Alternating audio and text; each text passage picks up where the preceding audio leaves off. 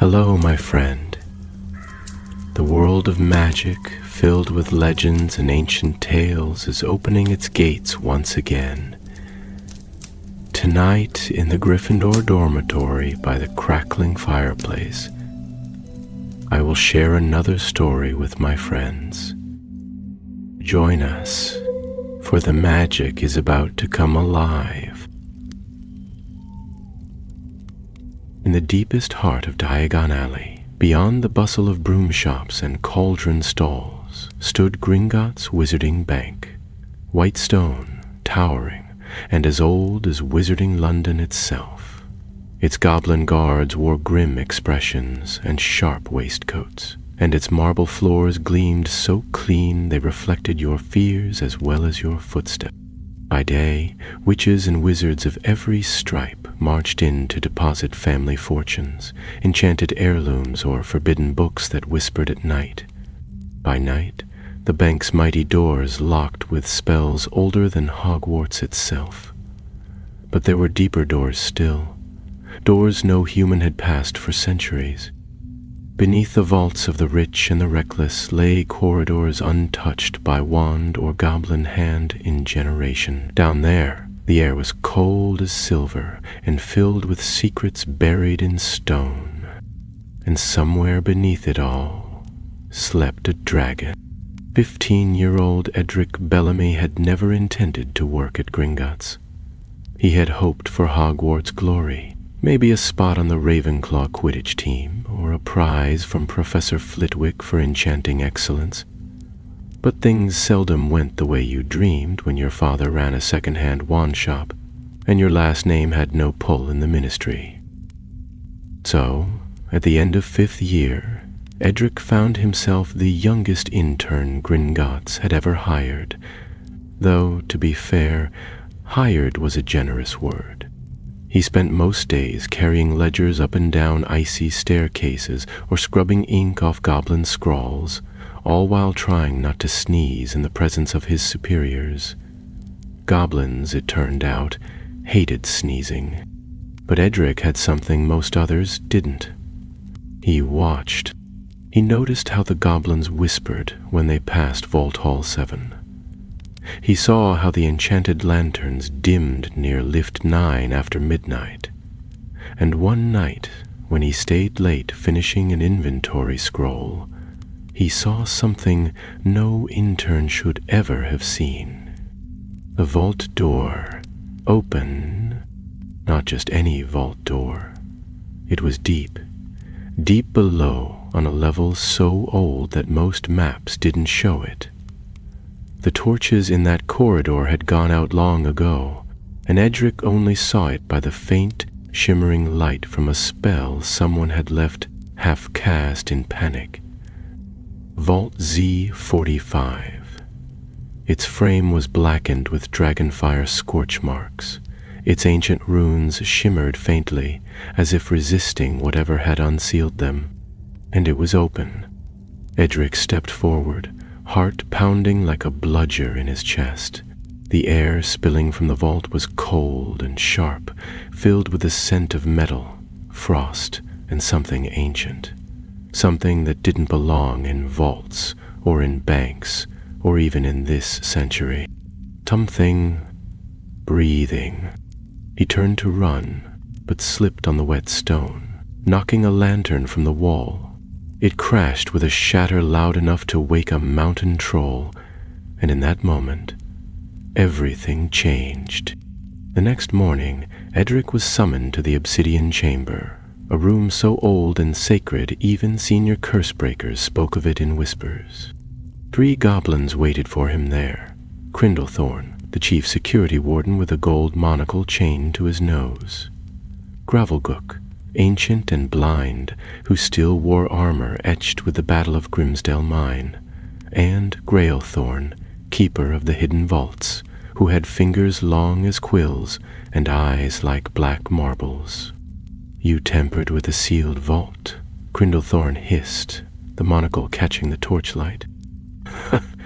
"I didn't. It was already open when I—" "Silence," snapped Grailthorn. No intern should have been in those passages, yet here you are, still breathing. I saw it, Edric said, voice shaking. The vault. Something's inside, breathing, not human. The goblins exchanged looks. Gravelgook muttered in gobbledygook and tapped his cane 3 times on the stone floor. The room grew quieter, as if listening. Major Whalen found he was alone, much too alone. You are either mad, said Crindle Thorn, or you've stumbled upon a breach no goblin dared believe possible. Grailthorn leaned forward. Then here is your choice, boy. You may be dismissed, branded a liar, never to find work in the magical world again. Or, said Gravelgook softly, you descend again, with us, with purpose. Edric swallowed. His feet wanted to run, his hands trembled, but something deep in him, some spark that had survived years of being overlooked and underestimated, flared to life. Hello, he said. Back down.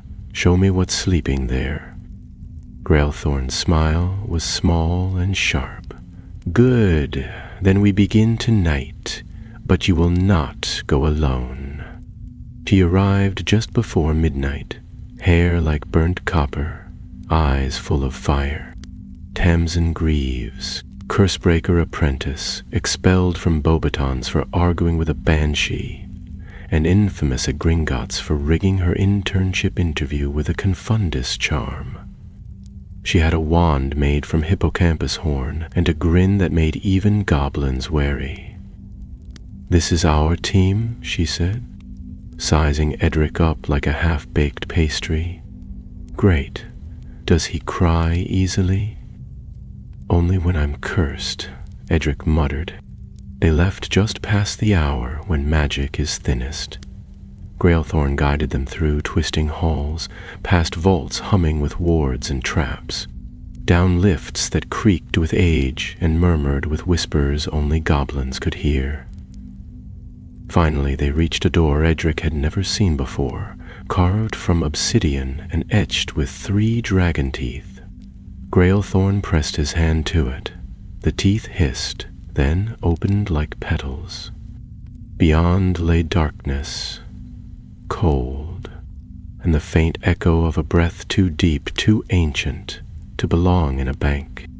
The white vault, Grailthorn whispered, where the white dragon sleeps. Edric felt his chest tighten. Tamsin drew her wand, and from the dark, something stirred. Not a roar, not a growl, a heartbeat, slow, thunderous, alive. Edric moved carefully behind Tamsin's door as they swirled around their boots, as cold to the floor. Swirling around their boots as they walked, and the light from their wands danced like ghosts along the ceiling. Edric moved carefully behind Tamsin Grailthorn had thrust into his hand. Before vanishing without explanation, the goblin had left with only a thin-lipped warning. If you reach the vault, do not enter, wait. They walked for what felt like an hour, though time down here had a slippery feel, as though minutes melted into each other without warning. Every few dozen paces, Tamsin would halt, tilt her head, and whisper a detection charm. Nothing came back. Still, Edric felt the prickling certainty that they were not alone. Not followed, perhaps, but observed, as if the very stones were keeping watch.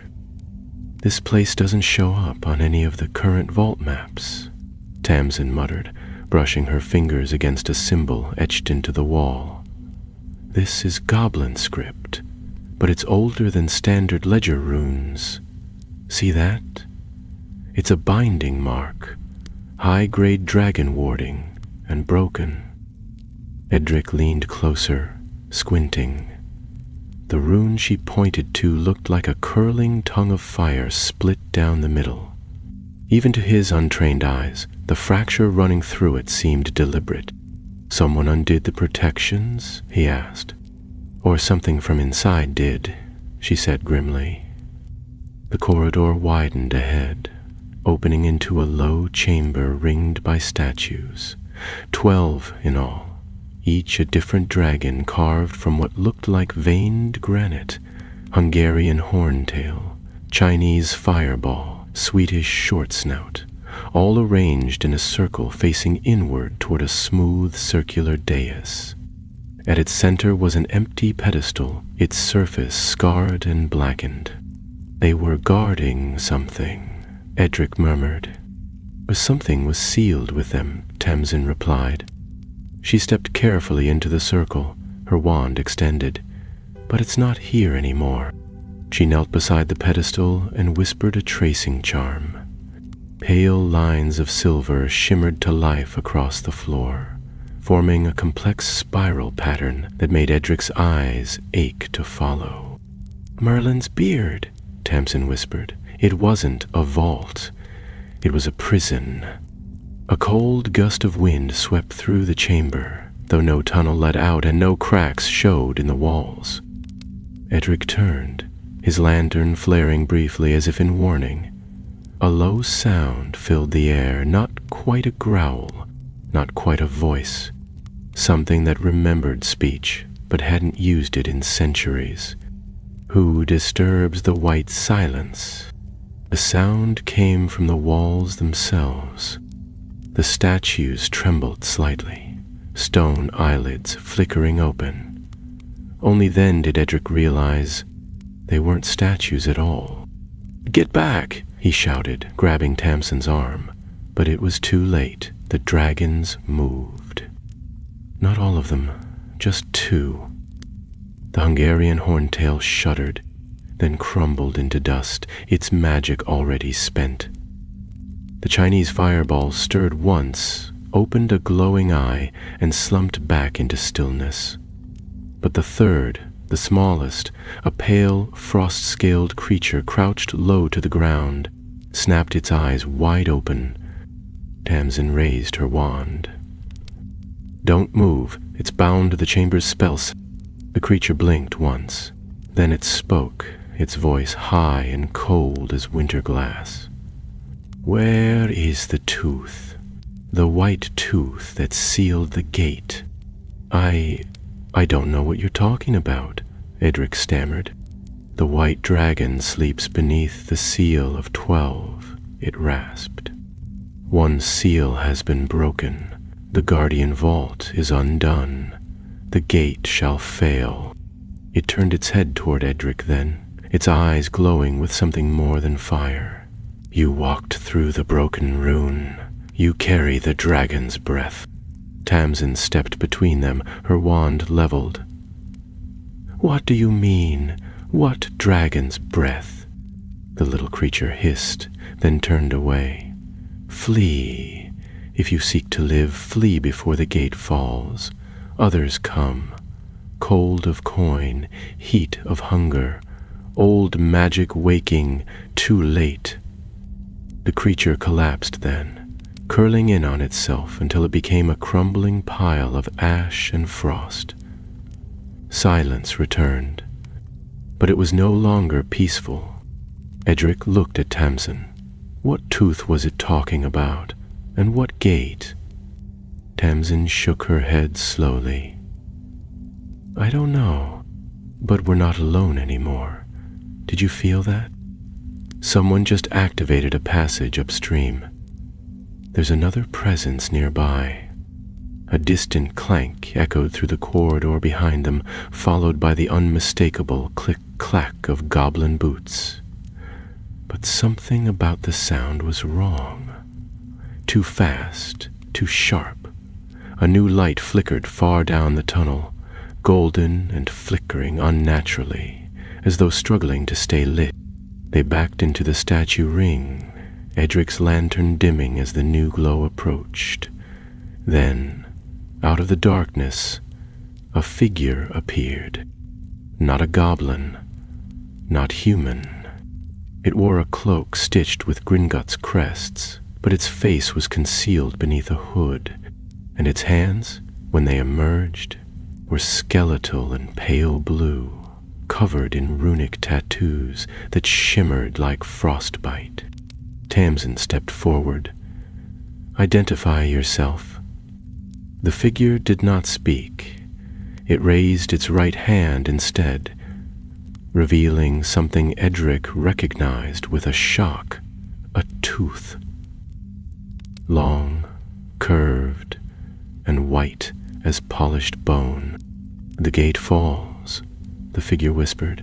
"The dragon stirs, and the bank shall burn." Without another word, it vanished in a gust of cold wind that swept through the chamber like a banshee's shriek. The torches went out, the statues cracked, and in the depths below their feet, something moved. Tamsin caught Edric's hand. "We need to go, now." They fled the chamber, the map of the vault swimming in Edric's mind as he ran. He wasn't trained for this.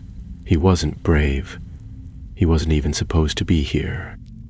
But the look in that dragon's eye, and the fear in the voice of the creature who'd guarded it, told him one thing: the white dragon wasn't meant to wake, and now someone was trying to set it free. The return journey through the ancient tunnels was nothing like their descent. The air had grown colder, brittle as cracked ice, and the walls themselves seemed to lean inward, as though listening to every breath Edric took. Their footsteps echoed with unnatural sharpness, and though they spoke little, the silence between them grew heavier with each passing turn. Edric held the lantern tight, but its glow had weakened, no longer golden, but a pale bluish shimmer that flickered as if in protest. Tamsin walked ahead, faster than before, her wand held high and a tight frown on her face. She had cast 4 detection charms already, and none had reassured her. Something had changed. It was not just the presence of the skeletal figure, nor the crumbling guardians, nor even the warning of the frost creature. It was a sense, deep and unspoken, that the vaults themselves had stirred, that magic long buried had been disturbed, and the spells that once held the lower levels in check were beginning to unravel. As they climbed a set of rough-hewn steps carved into a steep incline, Edric finally broke the silence. "Do you think that figure was human?" Tamsin didn't look back. "No, not anymore, but it had the dragon's tooth. The seal." She paused at the top of the stairs, glancing around the curve of the next passage before answering.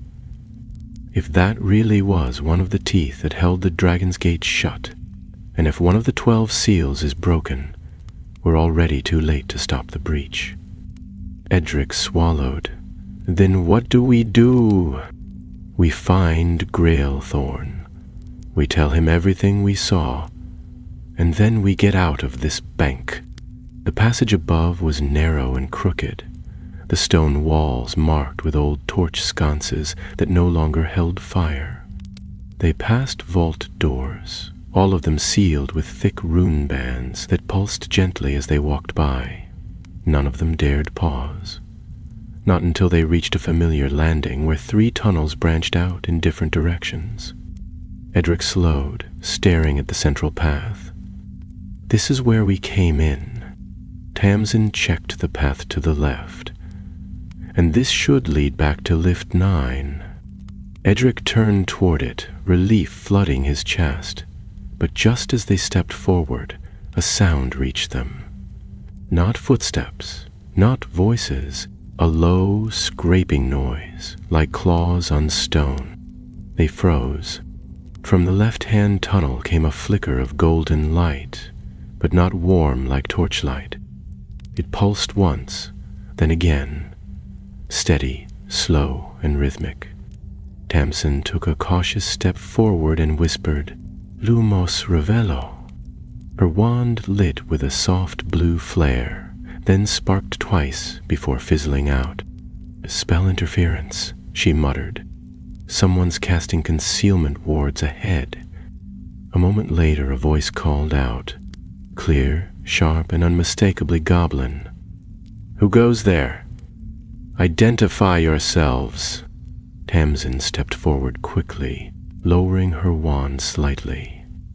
"Cursebreaker Apprentice Tamsin Greaves, under directive of Grailthorn, this is Edric Bellamy. We request immediate passage to the upper lifts." The goblin emerged from the tunnel's shadows a moment later, accompanied by 2 others, all clad in iron-scaled armor, bearing the crimson seal of the High Vault Guard. The lead goblin narrowed his eyes at them, then gestured for his companions to lower their halberds. "You were not authorized to descend past level Kappa," he said, voice cool. "This section of the bank is now under lockdown." Edric's stomach turned. "Why?" "An internal breach. A forbidden vault has been opened. The central wards are collapsing one by one." Tamsin stepped forward. "Then take us to Grailthorn. He sent us down there. We saw what was released." The goblin hesitated, then gave a clipped nod. "Come quickly. We are to regroup at the 7th spiral." They were escorted through the tunnels at speed, past vault doors that now shimmered with fluctuating wards, past staircases where frost had begun to creep across the stones. Edric noticed the air had grown colder with each level they climbed, not the kind of cold that came from underground depths, but the sharp, bitter cold that followed cursed places, the kind of chill that meant ancient magic was unraveling. The 7th spiral was a massive circular antechamber built around a central chasm that descended deep into the mountain. Dozens of goblins moved through the space, assembling crates of magical artifacts, scanning ledgers, and arguing over spell charts. A few witches and wizards from the upper departments were present as well, their expressions ranging from anxious to terrified. Grailthorn stood near the chasm's edge, watching something far below through a spyglass enchanted with multiple lenses. When he turned and saw them, his face grew even more grim. "You saw it, didn't you?" he said quietly. Tamsin nodded. "The white pedestal, the dragon's seal, the guardian statues have begun to fail. And the intruder," Edric added. "He took one of the dragon's teeth. He said the gate would fall." Grailthorn's lips pressed into a thin line. "Then the worst is confirmed." He turned to the others and spoke in gobbledygook, too fast for Edric to catch more than a few words. The goblins around him immediately moved into action. Scrawls unrolled, rune crystals activated, and maps spread across the spiral floor. A glowing diagram of the Gringotts vault network shimmered into life above the central chasm, revealing layers of vaults, passageways, and sealed chambers. Edric's gaze was drawn to the lowest layer, where a white symbol now pulsed slowly. A dragon sigil surrounded by 12 broken rings. Grailthorn gestured toward it. "That," he said, "is the White Vault, sealed centuries ago by Goblin Pact and Dragon Oath. It holds the last of the Silent Brood." Tamsin blinked.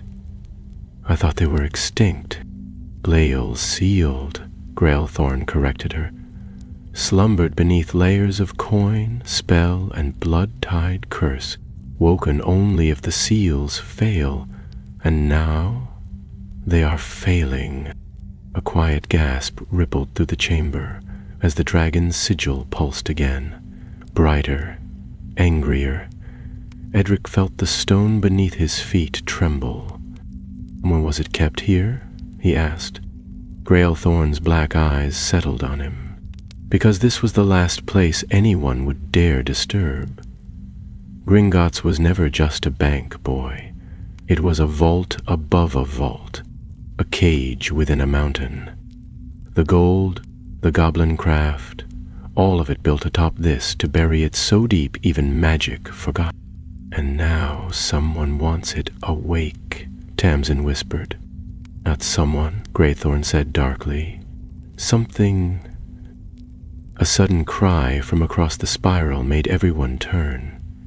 A young goblin archivist came sprinting in breathless, a rolled scroll clutched in one trembling hand. "We've found it," he gasped. "The missing ledger from the Forbidden Holdings. The last tooth was moved weeks ago, signed out under false authority. We made our way, with Goro, down to the Railthorn snatched the scroll and scanned it. His face darkened. Then the traitor is within these halls, and they have already begun the final ritual. He looked at Edric and Tamsin. You two are the only witnesses to what lies beneath. You've breathed the frost of the vault and lived. That means the dragon has marked you. I didn't ask to be marked, Edric said, his voice shaking. No, Graythorn said, softer now. But you are, and that means you're going back down.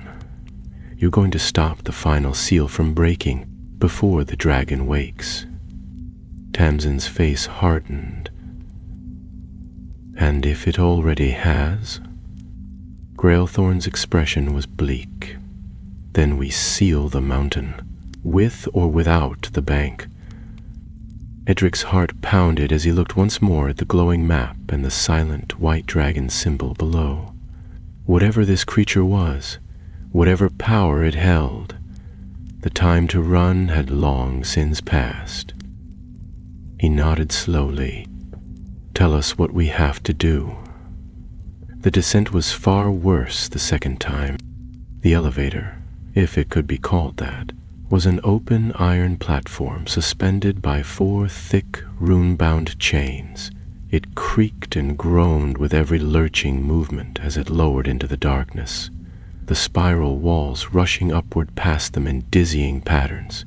The map Graythorn had given them glowed faintly in Tamsin's hand, its lines shimmering with enchanted ink.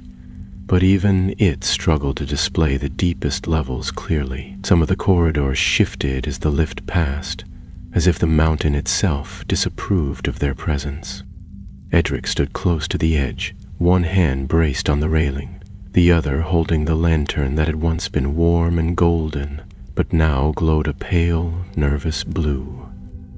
Tamsin didn't speak. She was scanning the shadows that clung to the edges of the lift, wand raised, lips pressed in a firm line. They were not alone. Neither of them had seen anything. No figures, no footsteps, no signs, but both felt it. A watching presence, subtle and cold, moving just beyond the edges of light. A creeping stillness had settled over the lower vaults, broken only by the groan of metal or the faint drip of water echoing from below. The lift stopped with a metallic shudder before the final level. Tamsin glanced at Edric. Last chance to run. Edric gave her a wan smile. You'd only chase me. I would. A narrow stair wound down from the platform, carved directly into the rock. No torches lit the way. Only the glow of the lantern guided their steps. The air had grown colder still, and their breath steamed before them, hanging like mist in the heavy silence. They followed the map through a corridor that branched into a vault inspection path. A long stone gallery opened on their right, filled with old vault doors that no longer bore sigils. Many were broken. One still smoldered, the edges of its frame fused with green knack ash. Dragonfire residue. Edric stopped beside it. This wasn't broken last time. Tamsin crouched, inspecting the ruin. It's fresh, within the hour. She traced a finger along the edge and flinched. Residual curse. It's leaking wild magic. Edric swallowed hard. Do you think it's the same thing from before? No, she said slowly. This wasn't done by whoever stole the tooth. This looks like something coming out. They pressed on, the map now pulsing gently with a signal from the vault below. The white vault. A glyph near the bottom had changed from silver to red. The warning rune Grailthorn had marked for them, the final seal, was failing. As they reached the edge of the vault's outer ring, Edric paused, staring at the carved floor. The frost was back. It crackled underfoot, and the sound echoed unnaturally. In the distance, a slow pulse of blue-white light throbbed like a heartbeat issuing from the central dais. The circle of dragon statues remained, though several had collapsed entirely. Others were cracked and weeping dust. The pedestal was no longer empty. A stone basin had appeared, raised by ancient magic from within the floor. Inside it rested the missing object, the 12th tooth. It glowed faintly with a spectral light, but flickered as though resisting something. Tamsin exhaled sharply. That's it. That's the last seal. They stepped cautiously into the circle. The magic here was heavier than before, thick as cold water. Tamsin raised her wand, casting an anchoring charm to keep their thoughts clear. Edric approached the basin and peered at the tooth. It was larger than he expected, perhaps the length of his forearm, polished smooth and etched with a line of runes that shimmered in a language he did not recognize. It pulsed softly, matching the rhythm of the vault's heartbeat. "Can we rebind it?" Edric asked. Tamsin didn't answer immediately. She was staring at the statues again. "Maybe," she said at last, "but not alone. This seal was cast by goblin lore masters and dragon binders. We'd need power beyond basic spellcraft." Edric frowned. "Then why send us?" "Because the dragon has already chosen you. The mark it left. It's not just a warning. It's a link. You've been inside the circle. You've breathed its frost. If anyone can complete the seal, it's you." He looked at her, feeling his stomach twist. "I'm not trained. I don't know goblin magic."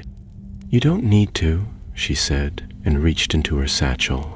From within, she drew a scroll sealed with 3 sigils.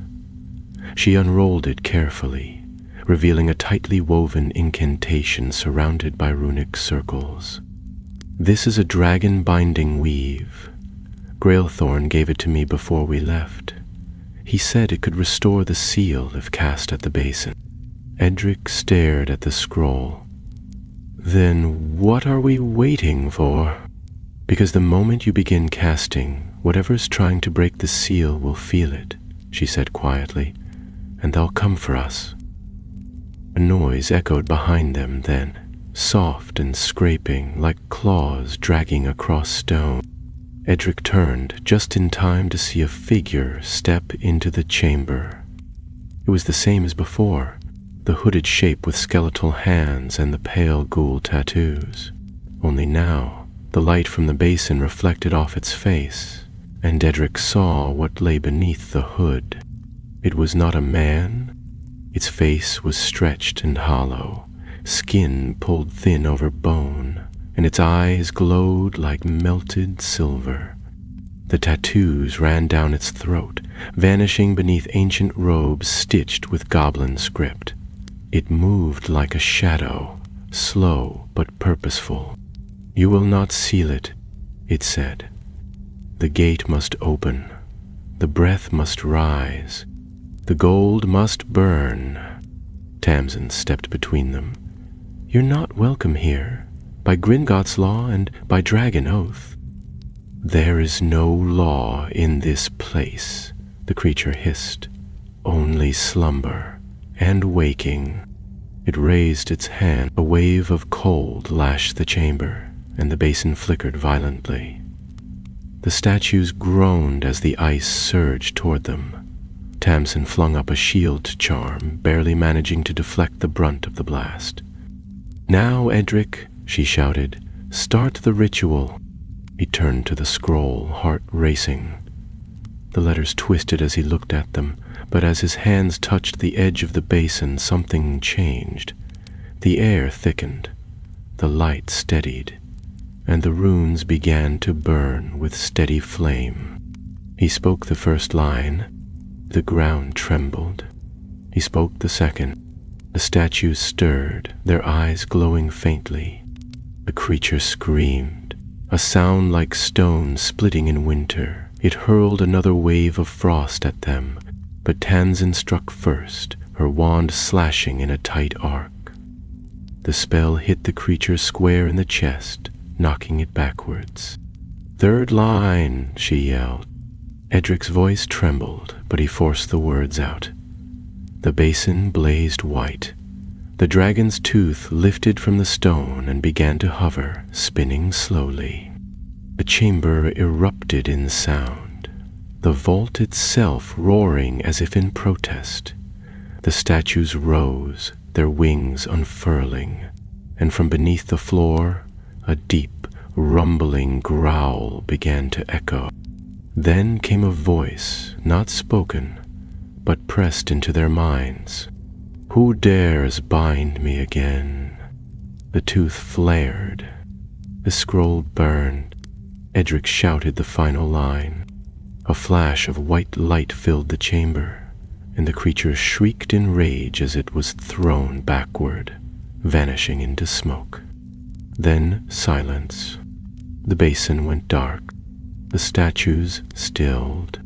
The frost melted, and the tooth was gone. Tamsin lowered her wand slowly. Did it work?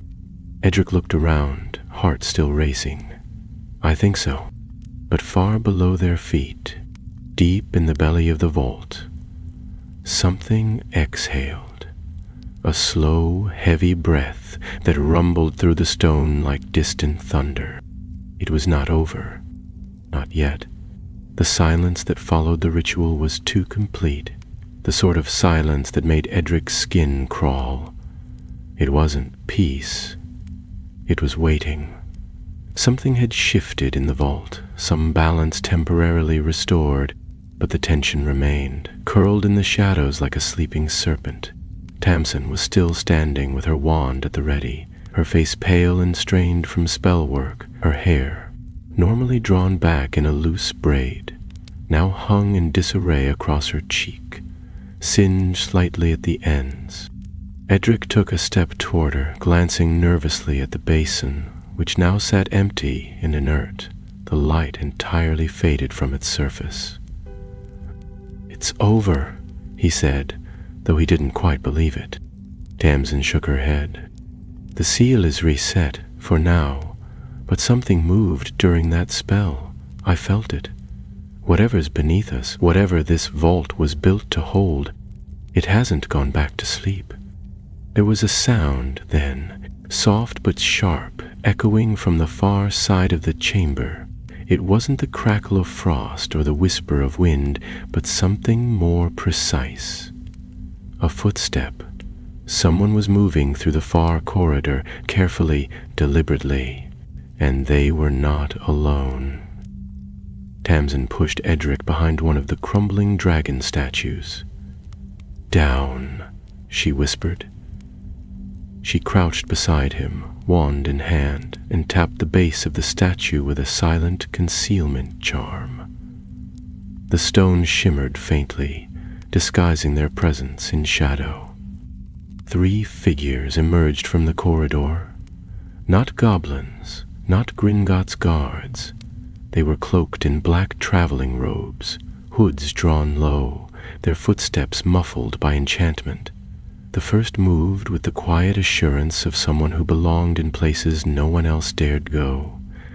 The second carried a sealed case, and the third held a wand in one hand, the other resting on a dagger sheathed at his belt. They crossed into the center of the chamber and halted before the pedestal. The leader stepped forward and turned slowly in a circle, examining the ruined statues and the now dormant basin. "This is where it happened," he said.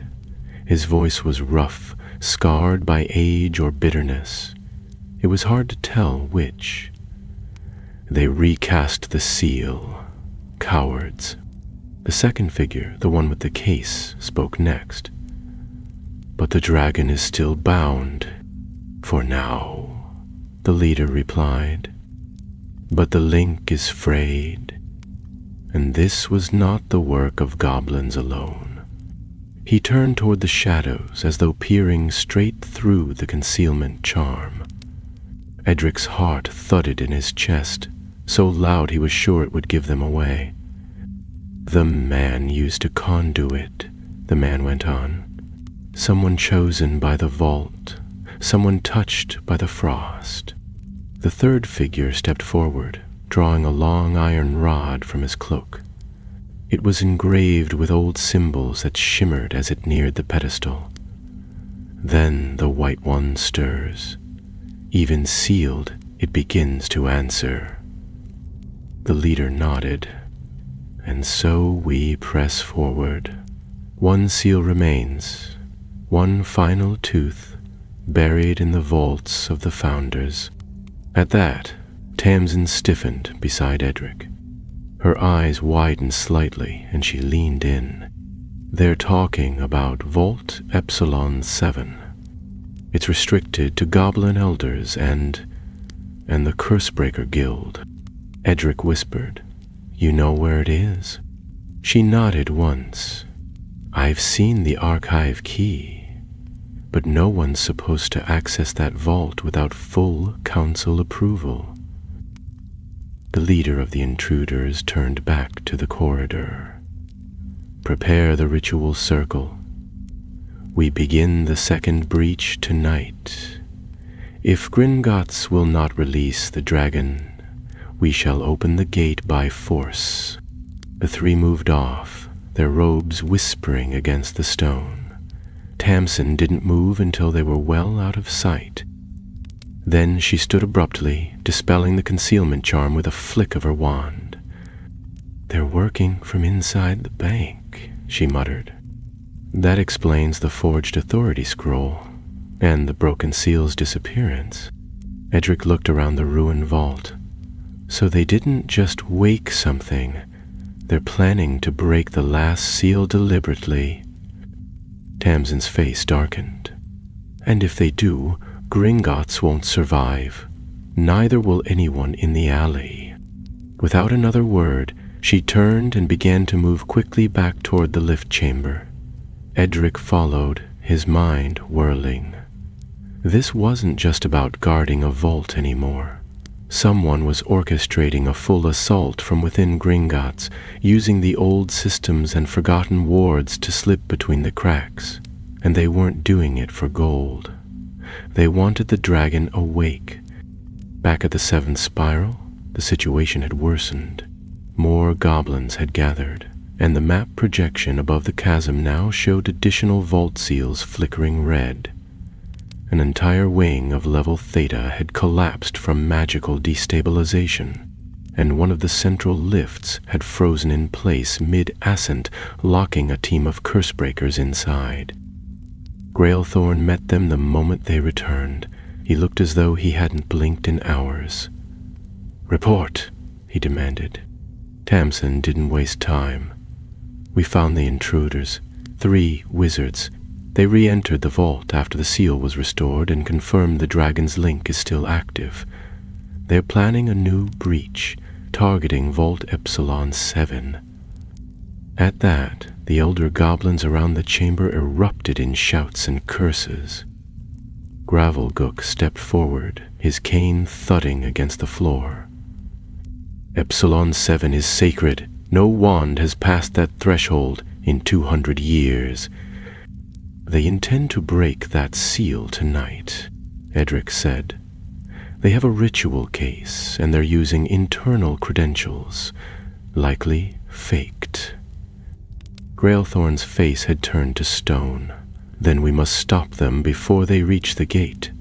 If the Founder's vault is compromised, it will release the final tooth, and that tooth was never meant to be held by human hands." Tamsin's brow furrowed. We need a path, a way to reach the vault ahead of them. Grailthorn's answer came slowly. There is one. An abandoned inspection tunnel through the old coin furnaces. It's unguarded and unstable, but faster than the main passageways. I will guide you myself. You're coming with us? Edric asked. The goblin nodded grimly.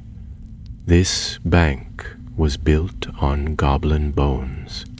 If it is to fall, I will see the stones crack before I abandon them.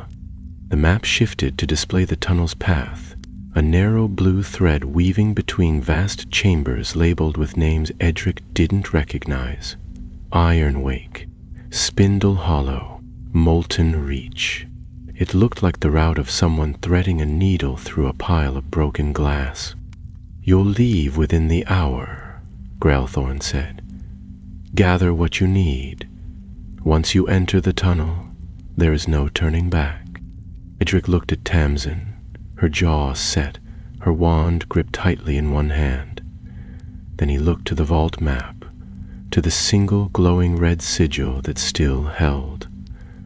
The final tooth.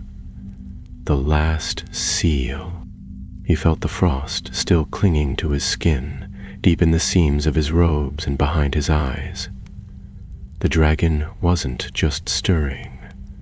It was watching, waiting, and somewhere deep below the mountain, its breath was beginning to rise. The inspection tunnel was not meant for passage.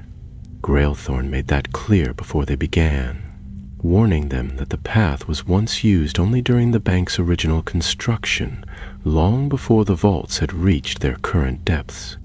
It was narrow, jagged, and scorched in places, where ancient fires had once run unchecked. No official spells protected it now. No torches lit the way. No stabilization charms kept the rock steady. It was, in every sense, forgotten. They stepped into the darkness without ceremony, each bearing a different kind of light.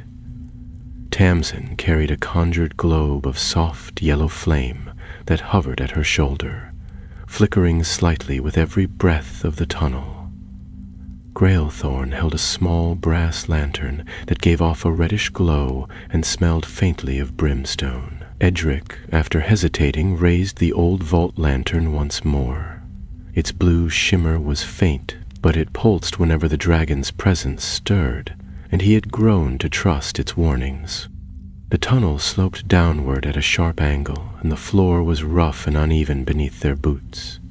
Pipes of copper and obsidian twisted along the walls, many long corroded and leaking traces of ancient enchantments that shimmered briefly before vanishing. In some places, the rock was warm beneath their feet, still holding the memory of the furnaces that had once poured rivers of molten gold for vault casting. They moved in silence for a time. The path narrowed, forcing them to proceed in single file, with Tamsin leading, Grailthorn close behind, and Edric at the rear. It was difficult to judge how much time had passed. No clocks reached this deep, and even magic struggled in these twisting spaces.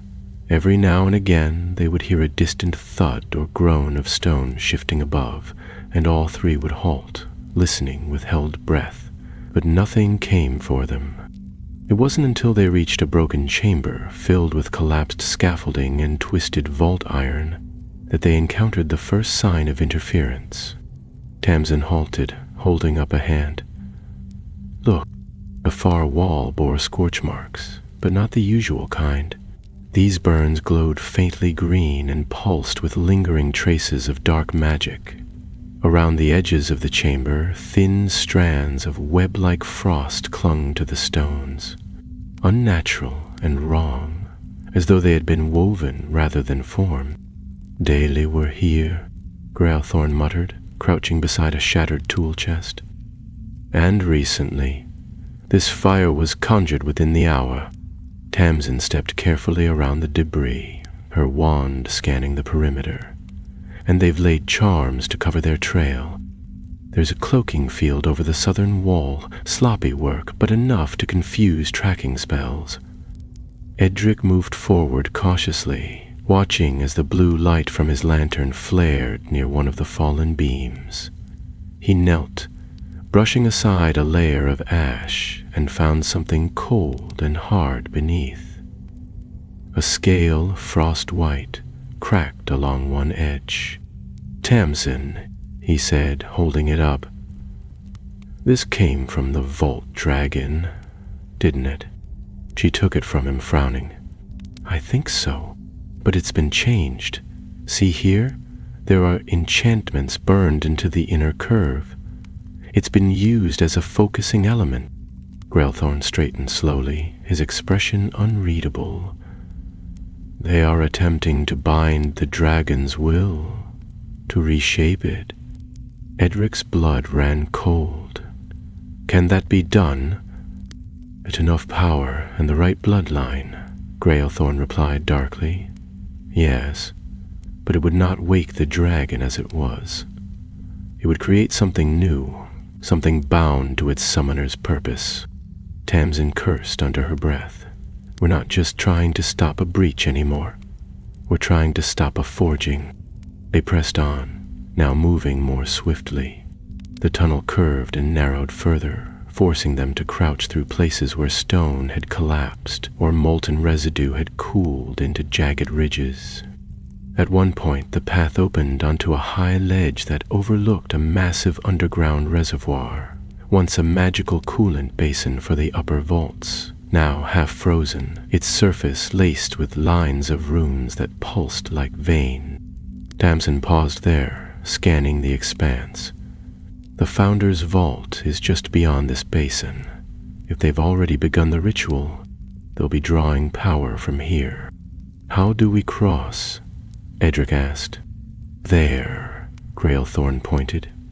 "An old furnace bridge, but it will be unstable. We cross one at a time." Tamsin went first, stepping carefully across the narrow beam of blackened metal that arched above the water. Her globe of light hovered beside her, illuminating the swirling frost below. Grailthorn followed next, moving with the uncanny precision of goblin kind. When it was Edric's turn, the beam trembled under his feet, and he had to steady himself with a whispered charm. He didn't dare look down. They reached the other side without incident, though the silence that met them there was heavier than before. The tunnel walls here bore carvings, symbols older than even the goblin script, worn smooth with time but still humming faintly with protective spells. Grailthorn reached forward and pressed his palm to a carved dragon head etched into the stone. The wall rippled. A doorway unfolded before them. Beyond it lay Vault Absalon 7. It was nothing like the White Vault. No statues guarded its entrance, and no torchlight welcomed them. The space was wide and domed, built from deep blue stone that shimmered with embedded gemstones. And in the center of the chamber stood a massive altar made entirely from obsidian, shaped like a dragon, with its wings folded around a sealed casket. The casket was glowing. Standing before it were the three figures from before, now unhooded. The leader was older than Edric had expected, a sharp-eyed man with graying hair and a long scar running from his ear to his collarbone. The second was a woman with hollowed cheeks and a long wand tipped with bone. The third was younger, no older than Edric himself, but his eyes were empty, completely black. They had begun the ritual. Tamsin moved swiftly, raising her wand. "Incarcerus!" Ropes of magical flame shot from her wand, but the woman turned, deflecting the spell with a twist of her wrist. The younger figure stepped forward, chanting in a guttural tongue, and the casket pulsed brighter. A gust of wind swept the chamber, throwing Edric off his feet. Grailthorn stepped forward with a snarl, lifting his lantern. A beam of red light shot across the vault, striking the altar and halting the casket's glow. "You violate sacred bonds," he shouted. "This place was never meant for your kind." The older wizard turned slowly. "Nor was Gringotts meant to bury dragons. Yet here we are." Edric scrambled to his feet, eyes fixed on the casket. It was cracked now, just slightly, but he could see a flicker of white flame within. "Tamsin," he said, "if they break that casket, they'll release the last tooth," she finished grimly, "and the dragon will be theirs." The leader raised his wand, and a surge of cold power erupted across the vault. The final battle had begun. For a heartbeat, no one moved. The surge of cold magic shimmered in the air, casting the vault into unnatural twilight. Dust lifted from the blue stone floor, suspended as if gravity itself held its breath. Then, everything broke at once. Tamsin launched herself to the left, wand raised, casting a deflection charm that sent the first volley of dark magic ricocheting off a column with a sharp crack. Edric ducked behind the base of the altar, heart pounding, clutching his wand tightly, though he could barely keep his hand from trembling. Grailthorn stood firm near the entryway, arms outstretched, chanting in the old tongue as a rune circle blazed to life around his feet, casting a protective barrier that shimmered like flame-kissed glass. The older wizard, clearly the leader, stepped forward, his wand carving graceful, lethal arcs through the air. Spells shot from its tip with precision, striking the barrier with crackling fury. "You cannot protect the gate forever, Grailthorn," he shouted, voice calm even in the fury of the storm. "The seal will fail. The dragon will answer. You misunderstand what slumbers here." Grailthorn replied through gritted teeth, reinforcing the shield with another burst of ancient magic. "The White One does not serve. It does not obey. It consumes." Tamsin ducked behind the far side of the altar, meeting Edric's eyes across the vault. "We need to get to the casket. If we can reinforce the binding runes, we might hold the seal." Edric glanced at the obsidian dragon coiled protectively around the center. The glow from within the casket had grown stronger, and now a soft, rhythmic pulse came from it.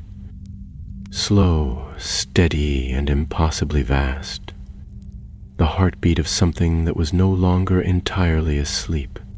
The third attacker, the boy with the black eyes, stepped forward now. His face was blank, his lips moving in a low, steady chant. Frost began to creep from the soles of his boots, spreading in a perfect spiral across the vault floor.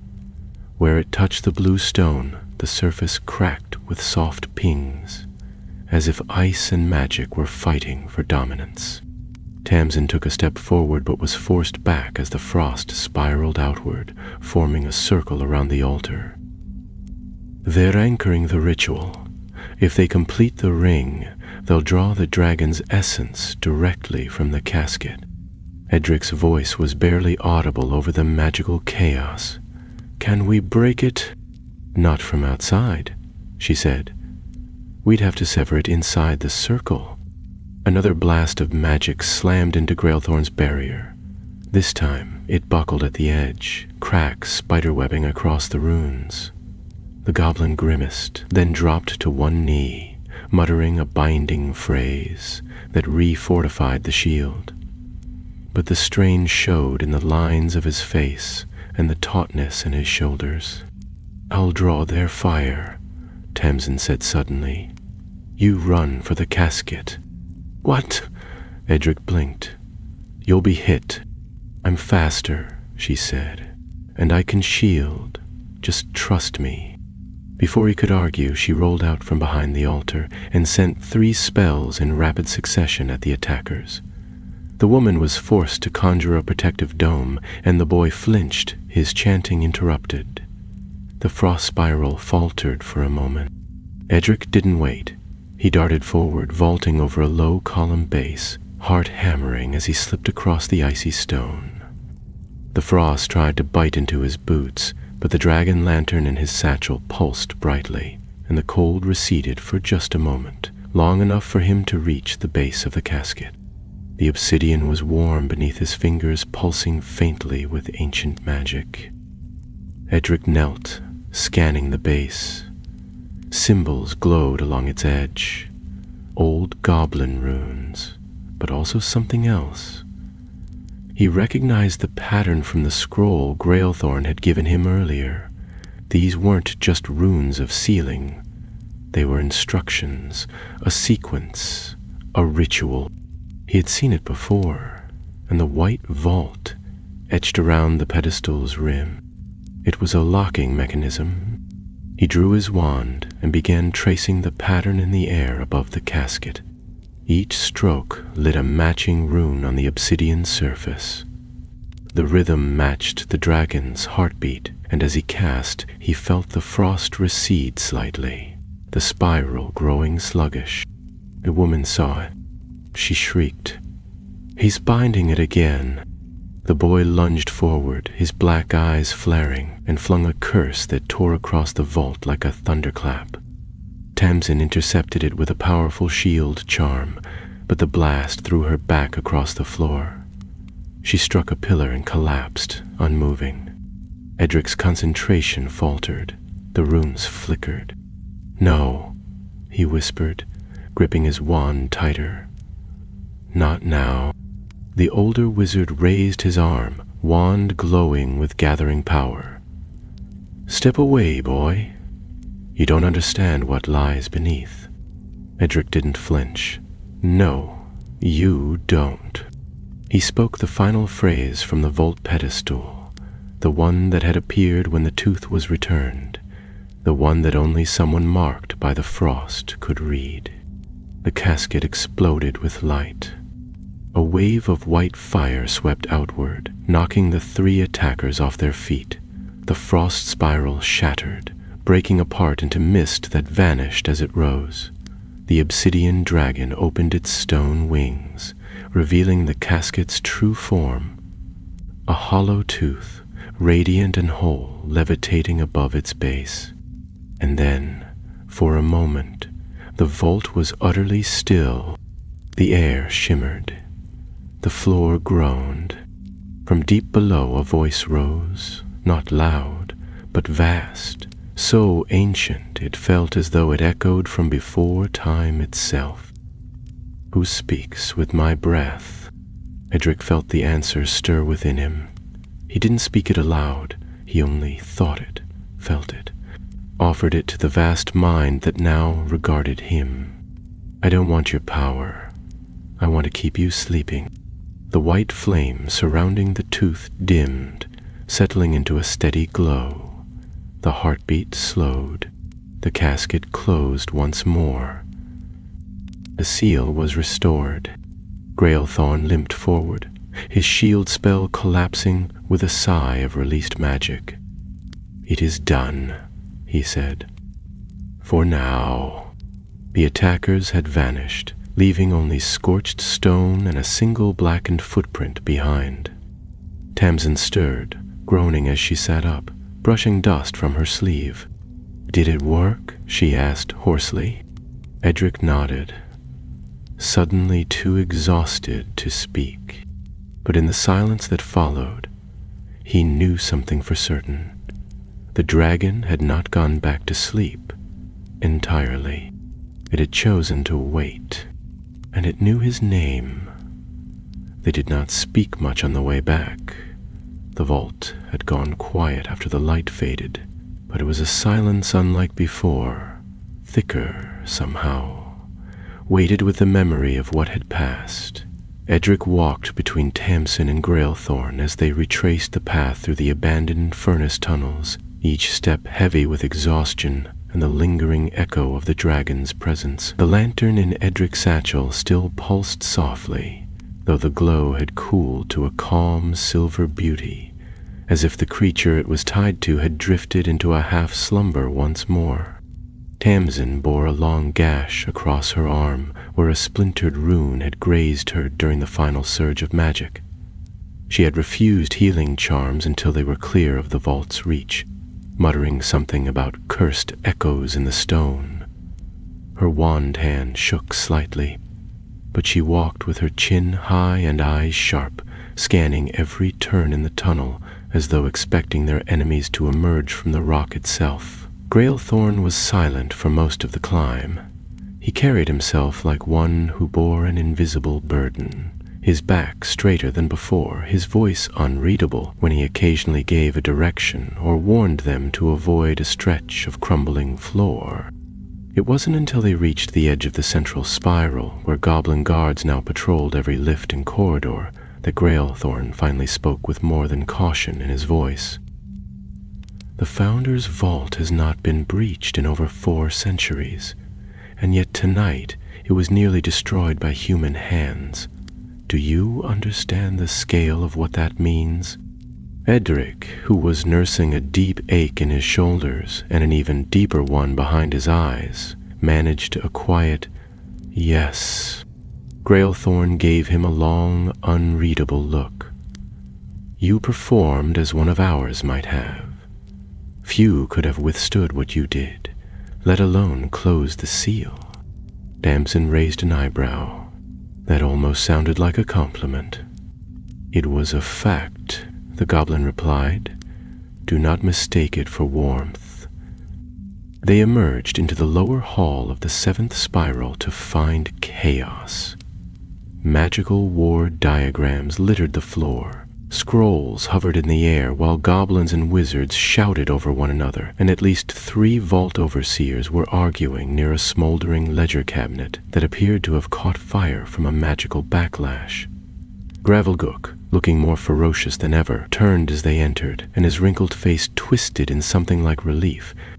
You sealed it, he said flatly. Grailthorn nodded. For now. But we encountered more than we expected. The conspiracy is not external alone. The attackers have knowledge of vault design, binding structure, and forbidden pathways. They use names of goblins long dead to forge their access. Someone from within this bank is feeding them what they need. The room went quiet at that, and Edric saw a few of the goblins look sideways at one another, eyes narrowed. Tamsin stepped forward. They were aiming to draw the dragon out, not just wake it, but bind it. One more tooth would have broken the last seal, but we stopped them. A murmur rose through the chamber. Grailthorn raised a hand to silence it, then turned to Edric, eyes glinting darkly. The dragon has marked him. Its frost lingers in his blood.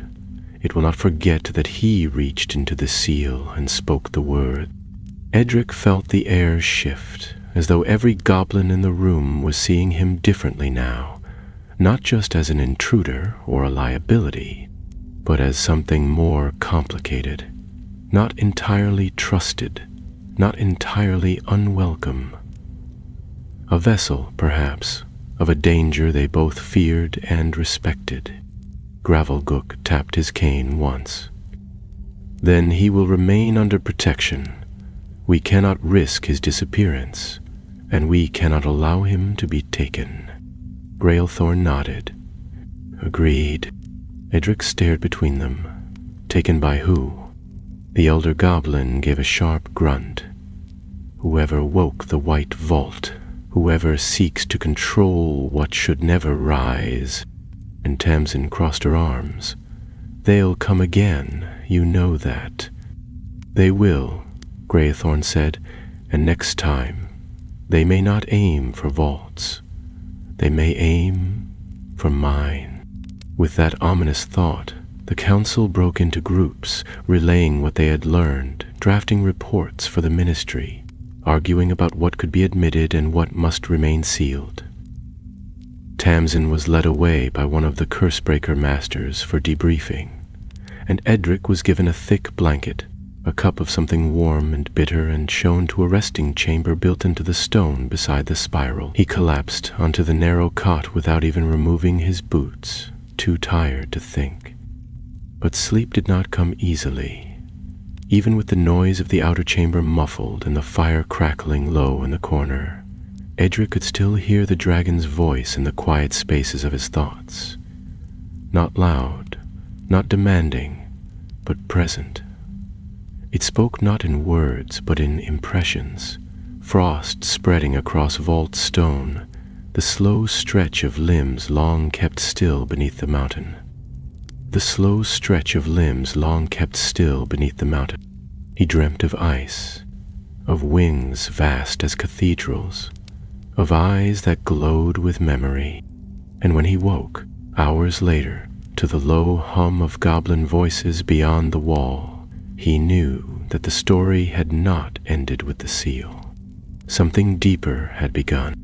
There were still questions no one had answered. Who had stolen the tooth in the first place? Who were the cloaked intruders, and why did one of them carry eyes as black as dragon glass? Most troubling of all, why had the dragon chosen not to rise when it had the chance?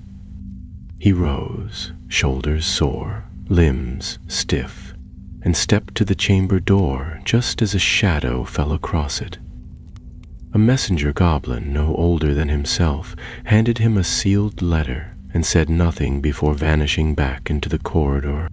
The parchment bore the Gringotts crest. Inside was a single sentence, written in neat, precise strokes. You are summoned to Vault Hall 9 at dusk. Come prepared. Edric stared at the words for a long time. Then he folded the letter, tucked it inside his robe, and began to gather his things. Vault Hall 9 was not a place one visited lightly. Even within Gringotts, where mystery and danger were carved into every stone, the ninth hall held a particular kind of weight. It was where the oldest vaults had been sealed, not just by goblin smiths and spellwrights, but by agreements inked in blood, gold, and the silence of centuries. Most employees never laid eyes on the hall. Edric had only heard whispers about it, that the vaults here didn't just hold treasure, but history, objects so ancient and powerful that their very existence was kept secret from the wider wizarding world. He arrived before dusk, the corridors lit by floating lanterns that glowed a dim orange, casting long shadows across the engraved walls. Greothorn was already waiting near the archway to the hall, flanked by two grim-looking guards in silver-scaled armor. He gave no greeting, merely inclined his head and motioned for Edric to follow. The guards fell in behind without a word. They passed beneath the ruined archway into the hall proper. It was colder here than anywhere else Edric had been. Not the biting cold of the dragon's vault, but a deep, ancient chill, like the kind found in old crypts or caves untouched by light. The vault doors on either side of the passage were carved with unfamiliar symbols, some goblin, others older still, their meanings long forgotten or deliberately obscured. At the end of the hall stood a heavy gate, forged from blackened steel and inlaid with a pattern of silver veins. It pulsed faintly, as though responding to their presence. Greothorn stepped forward and placed his hand against the gate, muttering a low phrase that seemed to sink into the metal itself. The runes flared, then faded, and the gate opened inward with a groan of ancient hinges. Inside, a single vault lay open. Unlike the others Edric had seen, this one was not filled with chests or enchanted cases. There were no shelves of treasure or weapon racks glowing with protective spells. The chamber was empty save for a large stone table at its center, upon which rested an object wrapped in black cloth and bound with 3 silver cords. Greothorn entered first, then gestured to Edric. You will witness something few have seen, he said, his voice lower than usual. And fewer still have lived to speak of. Edric stepped inside, and the moment he crossed the threshold, he felt it, the faintest vibration in the air, like the echo of a giant's footstep far beneath the earth.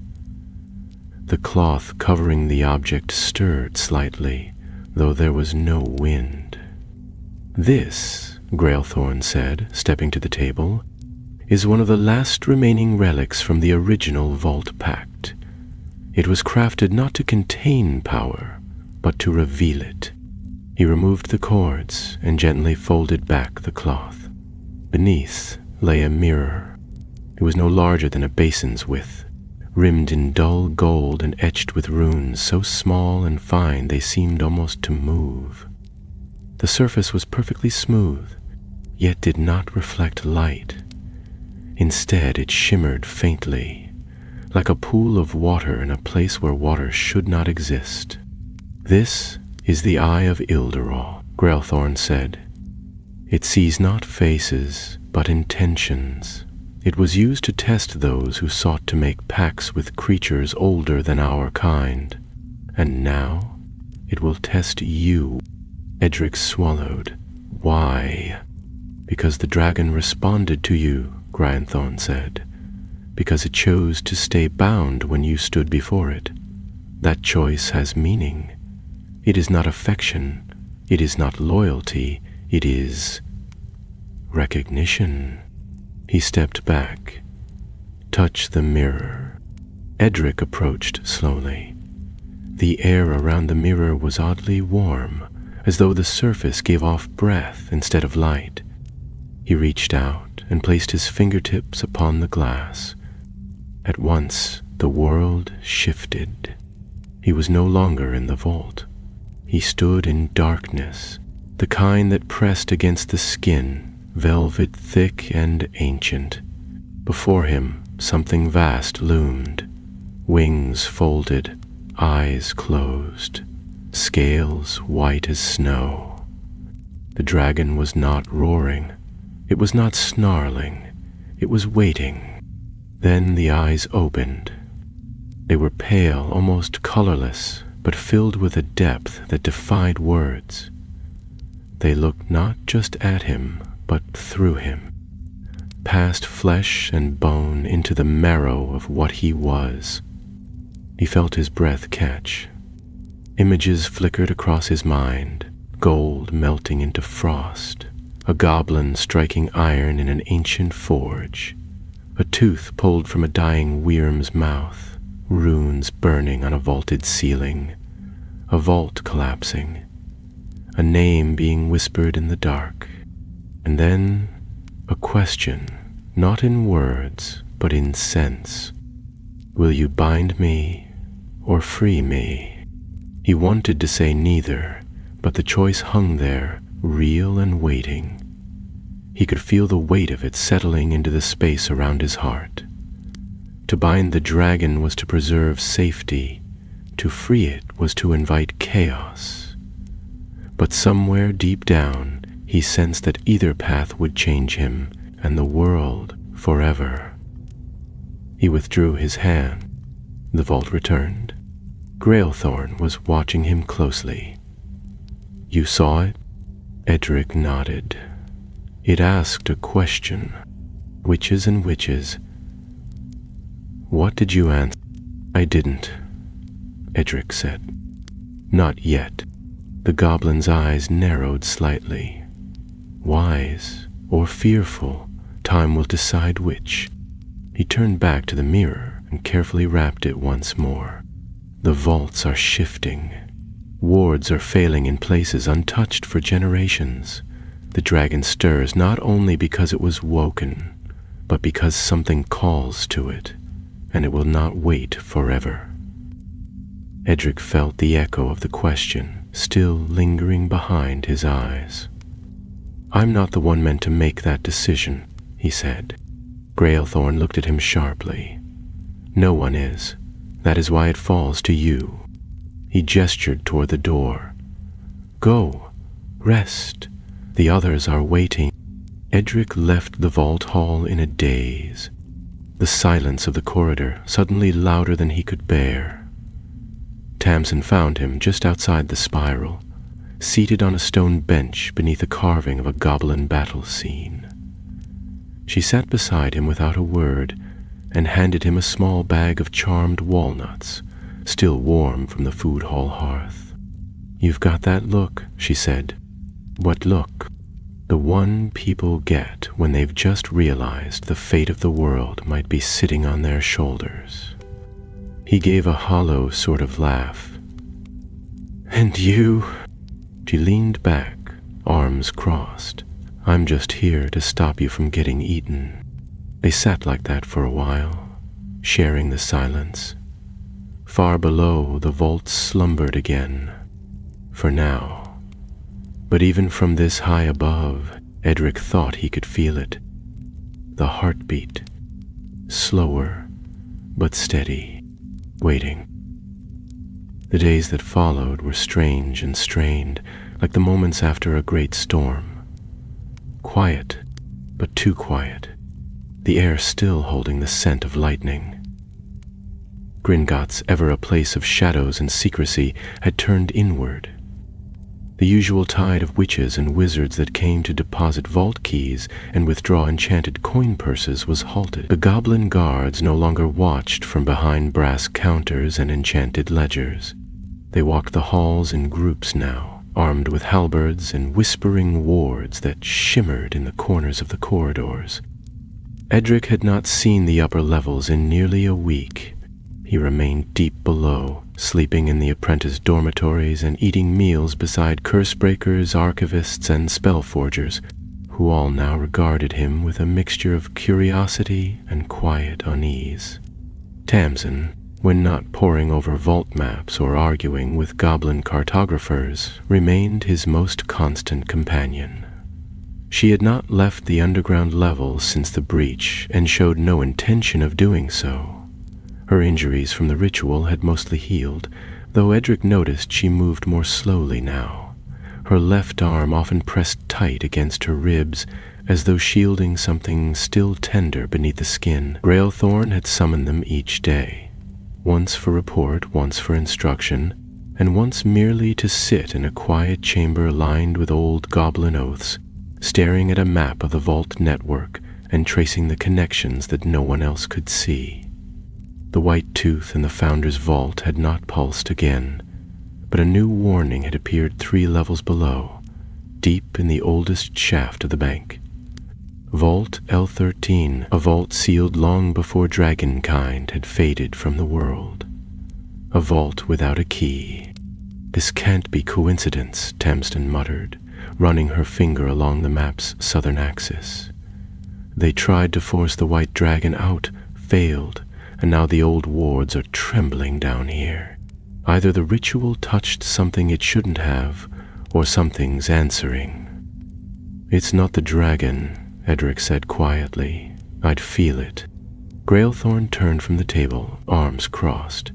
"Not the same dragon, perhaps, but something that remembers it." Vault L13 predates our written records. It was sealed by hammer and spell before Gringotts took its name. Some of the old songs call it the Bone Cellar. Others, he paused, narrowing his eyes, they call it the Vault of Echoes. Tamsin frowned. "What does it hold?" "No one knows," Grailthorn replied. "Not entirely. What's certain is that it was locked with a curse so complex it no longer has a countercharm. The vault listens, it remembers. Anything said within it is held forever." Edric looked from one to the other. "And it's awake?" The goblin didn't answer immediately. Then he stepped aside and gestured toward the edge of the map. "It has begun whispering." No one spoke for several moments. Finally, Tamsin gave a sharp exhale. "So we go down again?" "No," Grailthorn said. "This is not like the others. There are no stairs to Vault L13, no lift path.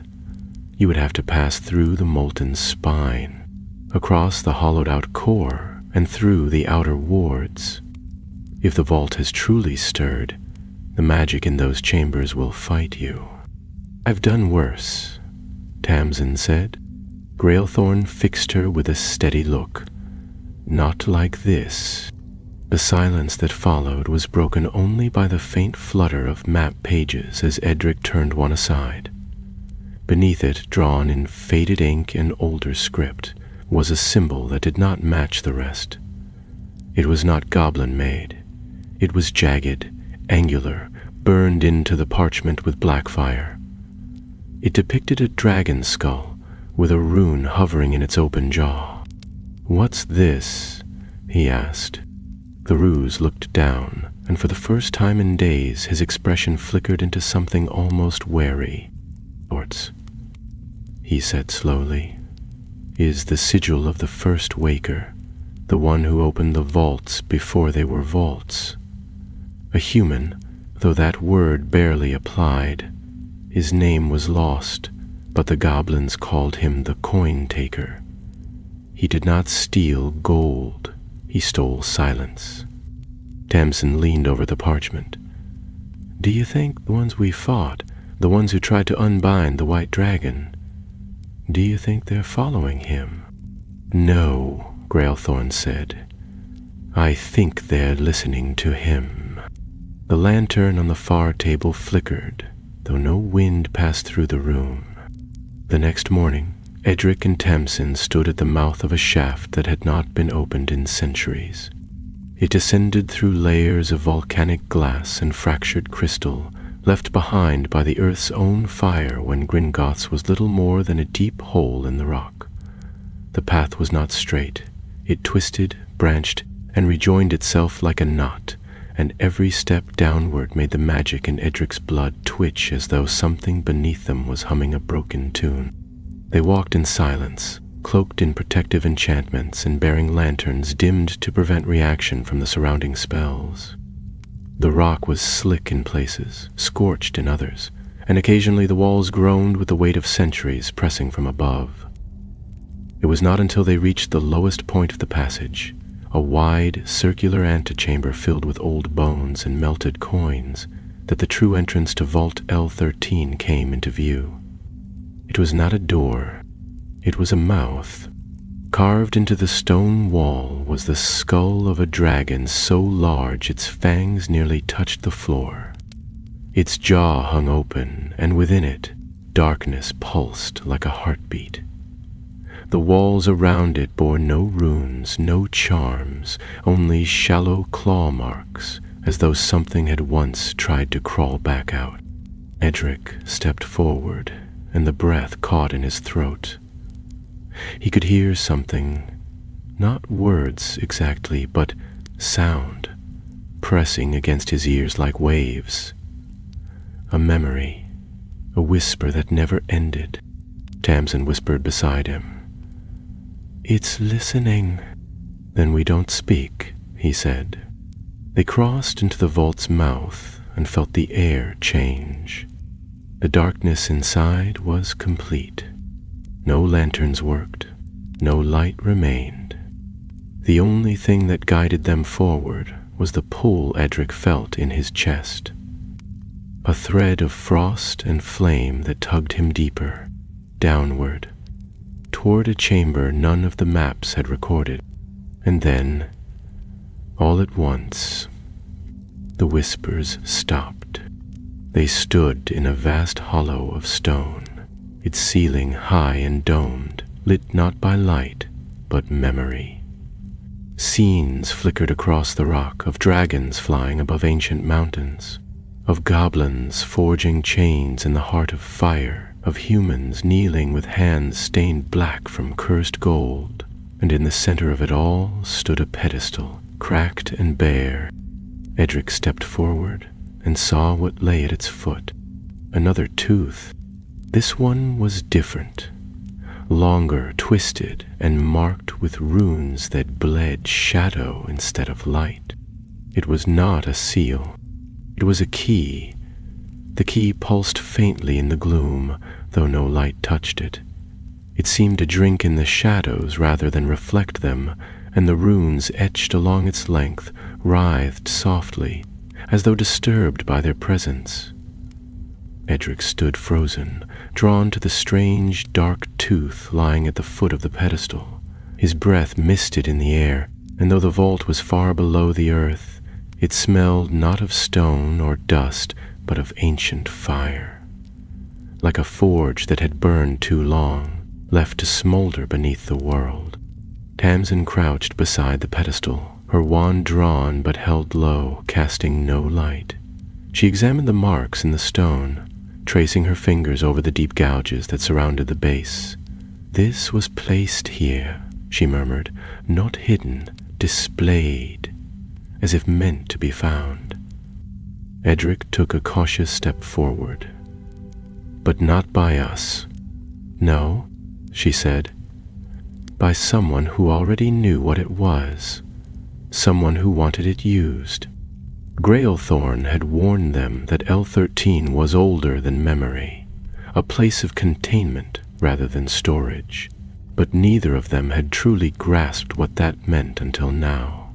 There was no enchantment holding the key in place, no chains, no trap, only silence and the faint hum of something vast and unseen listening from beyond the stone. Edric knelt slowly, reaching out, though he hesitated before his fingers could touch the key. The frost in his blood stirred, subtle but insistent, like a warning. He could feel the dragon's presence still slumbering far above, coiled around the other seals, but here there was something else, a different breath, a second rhythm. "Do you feel that?" he whispered. Tamsin nodded. "It's not the white dragon." Edric's fingers closed around the key. At once, the vault changed. The stone walls flickered with movement. Images not of dragons or goblins, but of something older. Tall figures cloaked in smoke, hands outstretched, carving vaults not into stone, but into thought. Cities rising and falling in the blink of an eye. A figure without a face kneeling before a great beast whose eyes were the color of starlight. Runes burning in the air. A voice not loud but clear, as if spoken just behind Edric's ear. The coin taker waits. The bargain begins. The key burned cold in his hand. And then the vision vanished. Tamsin reached for his arm. "What did you see?" "Something ancient. Not the dragon. Someone before the dragon. A person. Or, no, a presence." He looked down at the key. "They called it the coin taker." Tamsin went still. That name. Grailthorn said it belonged to the one who opened the vaults before Gringotts, before the spells were written. And now, he's returning. Edric said, "Through this." "We need to get it out of here," Tamsin said at once, "before it wakes whatever's listening." But the vault was no longer quiet. The whispers had returned, louder now, no longer shapeless. They formed words, not clear but close, as if two voices spoke at once from opposite ends of the room. The tooth turns, the gate bends, the breath calls. Tamsin pulled Edric upright. "Move, now!" They ran. The stone mouth of the vault was darker than before, and behind them the pedestal cracked in two, the sound sharp as a wand snapping. The key thrummed in Edric's grip, trying to turn itself, as though seeking a lock that didn't yet exist. They didn't stop running until they reached the reinforced ward line, where Grailthorn and 3 other goblins were already waiting, spell words drawn and glowing bright along the passage floor. One of them, a goblin in brass scale robes, looked up sharply. "You found it," he said. Edric held it up, though even now his hand trembled from the weight of it. Grailthorn's face darkened. So it was true. The coin-taker's relic remained unclaimed. Tamsin glanced between them. He spoke to Edric, showed him things, symbols, voices, a second heartbeat. The goblins muttered among themselves, and Grailthorn silenced them with a gesture. This is not merely a key. It is a tether, a calling tool. It does not open the dragon's vault. It calls something through the vault. If the coin taker reaches the white dragon's gate, he will not break the seal. He will become what lies beyond it. Edric felt the cold deepen in his chest. Is trying to merge with the dragon. Worse, Grailthorn said, he seeks to replace it. They returned to the spiral without delay. The key sealed in a triple-warded vault beneath 5 layers of goblin iron and fireglass. No one touched it again. Grailthorn announced a state of highest alert, and the entire lower structure of Gringotts was shut to all but essential personnel. Tamsin was assigned to magical perimeter duty, reinforcing older vaults that had begun to hum with unstable energy. Edric was kept under watch, though not unkindly. He was housed in a private chamber near the inner map hall, where old ledgers recorded each heartbeat of the bank's living enchantments. It was during one of these nights, as he sat beside the runic projector and traced the lines of the vault diagrams again and again, that the dream returned. But it was not a dream. He stood in a chamber made of mirrors, each one showing a different version of himself, one holding the dragon's tooth, one holding a wand of fire, one standing alone before a broken vault, one reaching out to a figure cloaked in ash. They all turned toward him at once, and in the center stood a man, not tall, not imposing, but utterly still, as though time itself bent around his form. His face was hidden, his eyes were black coins. "You were marked before you were born," the man said, "not by fate, by choice." Edric tried to speak, but no sound came. "Seal the vault, and I shall rise. Free the dragon, and I shall fall. But in all things, I am the cost." He lifted his hand. "And you are the payment." Edric awoke with a gasp, drenched in cold sweat. The lantern beside his bed pulsed once, and from somewhere deep below, the sound of stone shifting echoed up through the walls. The dragon was waking again, and this time, it wasn't alone. At dawn, Gringotts trembled, not with the sharp, sudden violence of an explosion, but with the slow groaning of something ancient and enormous turning in its sleep. Dust fell from the ceilings of the spiral galleries, and low, deep pulses echoed through the lower vaults, like the tolling of bells submerged in stone. Across the bank, goblins halted in their work. Witches and wizards stationed at the perimeter stiffened as the vault wards flickered, and the enchanted vault maps shivered with shifting runes. In the central chamber, Edric stood with Grailthorn and Tamsin before the great map stone, where the vaults were displayed in living relief.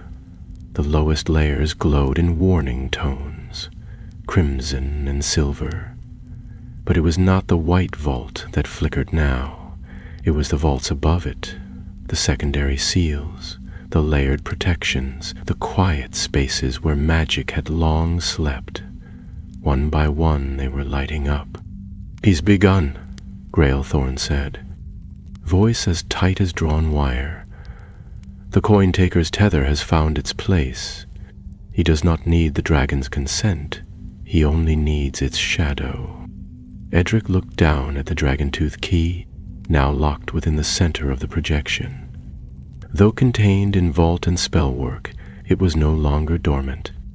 A thin tendril of energy pulsed from its core, feeding into the network of runes that underlay the vault system.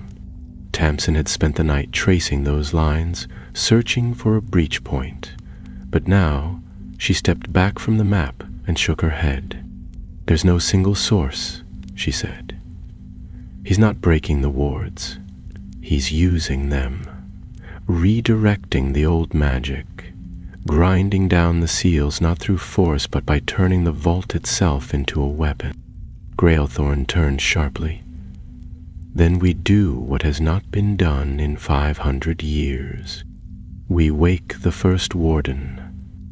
The room fell silent. Even Edric, who had heard the term only once in passing, felt a chill pass over him. The first warden was legend, an ancient spirit of vault magic, bound not to a body but to the structure of the bank itself. Created at the founding of Gringotts, it had been meant to intervene only when all other defenses failed. To wake it was to surrender control. But now, as the vaults began to echo with the dragon's stirring breath, and the coin-taker's magic crept through the walls like roots through old earth, there seemed no other choice. The ritual was prepared with speed and grim precision. Grailthorn summoned 6 of the oldest goblin wardens, and Tamsin inscribed the invocation ring herself, carving runes into the floor with a blade of star iron and setting charms around its edges to keep the spell from being turned against them. Edric stood within the circle, holding the lantern once more. Its light had changed, pale gold threaded with white and violet, the colors of binding magic and memory. When the incantation began, the floor groaned and the walls shimmered with heat. The vaults above and below ceased their rumbling, as if holding their breath. From the center of the ring, a shape began to rise, neither entirely visible nor fully formed. It was like looking at flame through glass, an outline of something immense and winged, formed from threads of light and stone. "Who wakes the warden?" asked the voice, echoing through the vaults as if every stone repeated it. Grailthorn stepped forward. "By pact of the deep coin, by right of vault law, we invoke your binding. The bank is breached." And the heart, Edrin stepped into the light. "The heart still beats, but it is watched." The figure turned toward him. The light dimmed, and then it nodded. "Then speak the name." Edric didn't know what he would say until he opened his mouth, but the answer was already there. The coin-taker. The moment the name left his lips, the light exploded outward. Every vault within the spiral flared as the warden's presence passed through the stones. The walls echoed with spells cast long ago, with oaths made and nearly forgotten. And far, far below, the white dragon stirred, not fully, but enough to draw breath. Then came the howl. It rose from the oldest shaft, from a crack in Vault Hall 13 where no sound had passed in centuries. The sound was not human. It was the sound of rage, of something old and bitter being denied its final shape. The coin-taker had tried to complete the tether, but now the bank itself stood against him. Edric turned to Grailthorn. "What do we do now?" The goblin's eyes blazed. "We trap him where he began." Tamsin was already moving. "The Echo Vault, the place he first marked." "The one beneath the white vault," Edric said. "The frost chamber." They ran.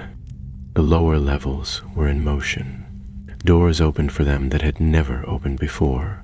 Runes that had long faded now flared at their approach. The lantern guided them, its light pulling toward a tunnel once sealed by dragonfire.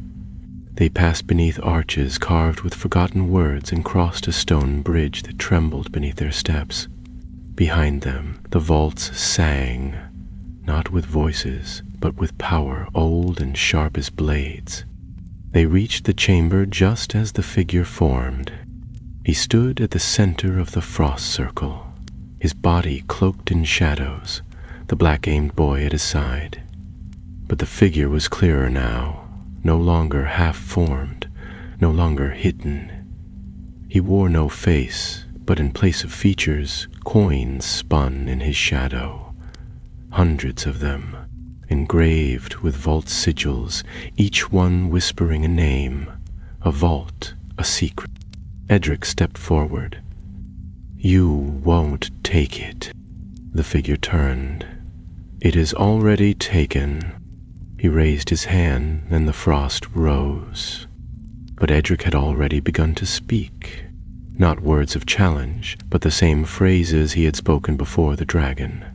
He spoke not to the intruder, but to the vault itself, to the warden, to the dragon, to the very stones beneath them.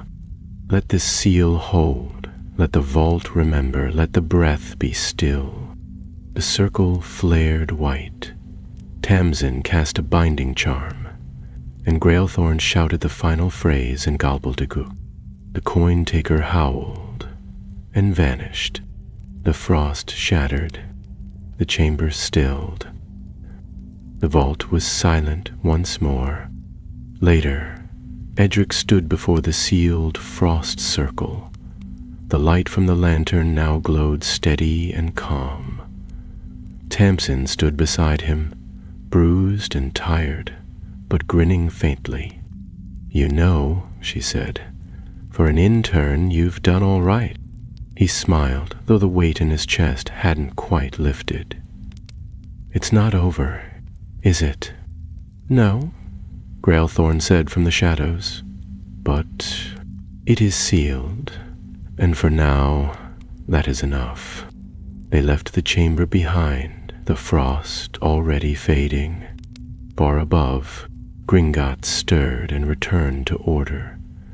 But below, in a place no vault map reached, the white dragon slept once more, its breath calm, its name unspoken. But in the stones, in the memory of gold and oath and fire, it remembered the boy who had spoken gently and bound it not with chains, but with choice. And so it waited.